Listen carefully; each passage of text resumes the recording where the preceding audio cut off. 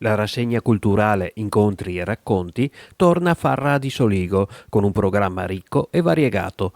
Dopo il successo delle edizioni precedenti, l'evento si propone di offrire nuovi spunti di riflessione su temi attuali e di interesse generale, coinvolgendo personalità di spicco. Incontri e racconti, terza edizione, rassegna organizzata dall'amministrazione comunale di Farra di Soligo. Cominciamo il 23 di gennaio, quindi giovedì prossimo, con Alan Friedman per parlare di America, dell'insediamento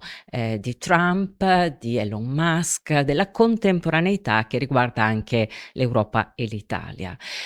Poi il 28 di febbraio incontreremo Massimo Franco, notista del Corriere della Sera, che presenterà in anteprima il suo nuovo libro in uscita dedicato a Bettino Craxi, ad Amamet, e dunque affronteremo il tema Mani Pulite. Ma tra marzo e aprile, con una data che non è stata ancora confermata, incontreremo Red Canzian, e dunque storico bassista dei Pooh, con il quale parleremo della sua vita professionale. E infine il 13 maggio Andrea Pennacchi, in arte El Poiana,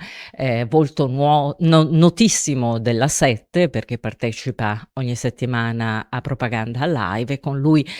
parleremo di Shakespeare in una chiave molto interessante, in chiave giallistica, perché El Poiana andrà alla ricerca del responsabile della morte di Romeo e Giulietta. L'evento mira a consolidare il suo ruolo di punto di riferimento culturale per la comunità, come testimoniato dall'intervento del sindaco di Farra di Soligo, Mattia Perencin. Sì, è ormai giunto al terzo appuntamento, la terza edizione di Incontri e Racconti, per la quale sono molto soddisfatto, anche perché in questi anni abbiamo portato a Farra di Soligo davvero degli ospiti illustri dal mondo della cultura al mondo della scienza, così come anche dello spettacolo e della TV.